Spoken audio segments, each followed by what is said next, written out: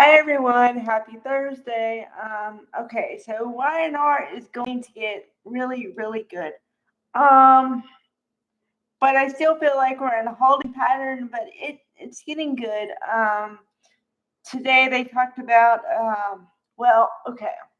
So Victor gave Michael another chance to be his attorney, but he framed it as I want you to go look up some information about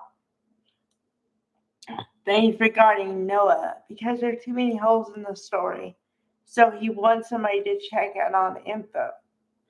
Then later on, he peppers in there that he wants him to do something that might get him disbarred, but he tries to sweep that under the rug. so, but Michael did agree to help him with the Noah situation because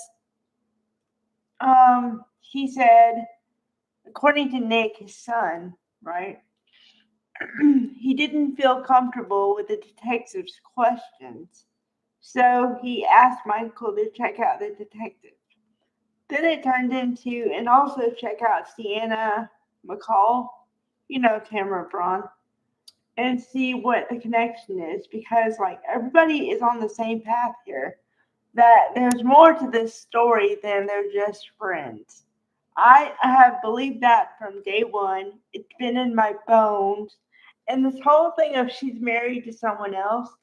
Okay, now I want to say this. I am not a proponent of cheating, any of that stuff.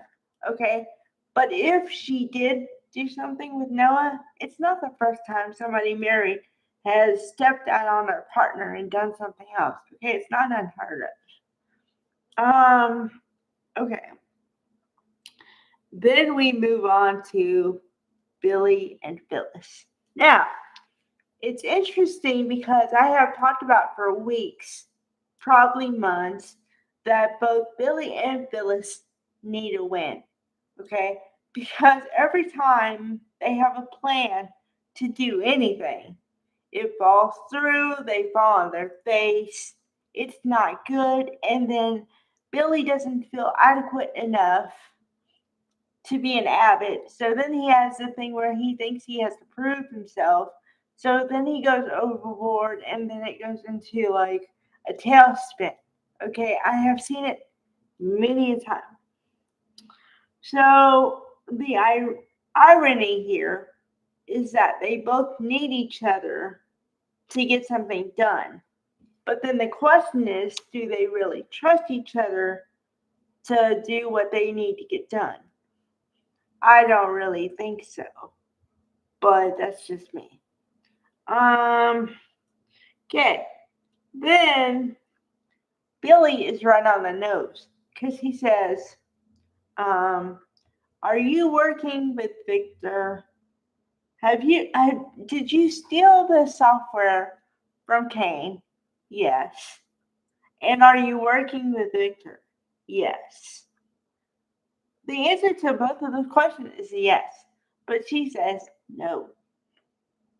But this is not the first time that Phyllis has lied to get what she wants because her problem is she thinks she knows better than everybody else and she thinks she can outsmart the system and she doesn't see all the pitfalls laying in wait for her and or she does see it but she just doesn't care.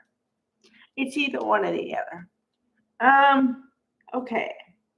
So then we have Kyle and Diane talking about first they're talking about how they have to protect Jabot, right? But then it morphs into a conversation because Jack leaves and says, "I'm going to take care of this." So then he leaves. Don't really know where he's going until he gets there, although I should have thought about that. But anyway, okay, so let's focus on Diane and Kyle for a second. So they're talking about what Harrison is going to do for Halloween. Harrison apparently is going to have two costumes. He wants to be a pirate at school, but then he has some kind of costume that involves Claire. So then Diane wants to like kind of see how Kyle's going to react to that suggestion, and yeah.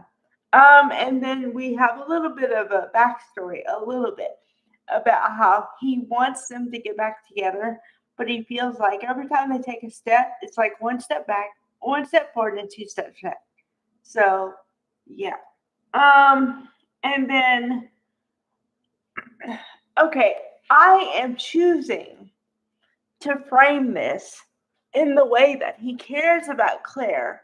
Therefore, he's going to try to protect her. However, his mother also talked about the other side of my brain, which was okay, every time you have uh, interfered, kind of, in Claire's life and tried to give her advice, it has not worked out well for you. Okay?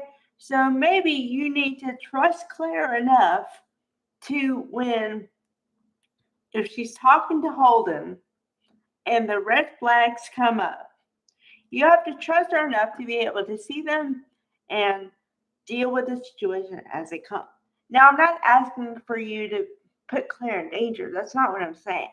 I'm saying you have to trust the woman. And, it goes back to like relationship 101.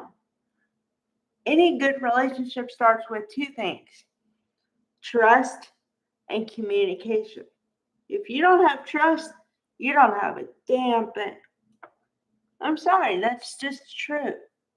So try that. Um, so yeah. Um, let's see. Did I cover everything? Yep, I did.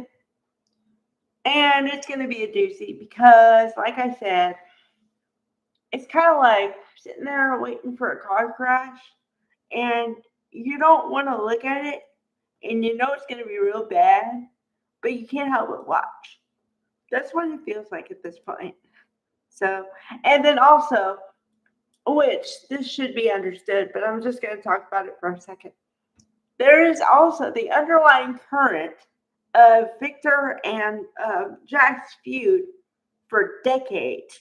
Okay. The latest thing that happened, remember, was when Nikki was really off the wagon again. Um, Jack, in a fit to help her out, let her get like really bad until he pulled her back. And Victor's holding it over his head, saying that he pushed it too far and she could have unlocked. And she holds, and he holds him responsible for that. But that's the latest in a chain of stuff for like 30 years. Well, how long has this soap been on? 50 something years. But anyway, say 30 years at least. This has been a feud going on for 3 decades. So, okay. Bye, everybody.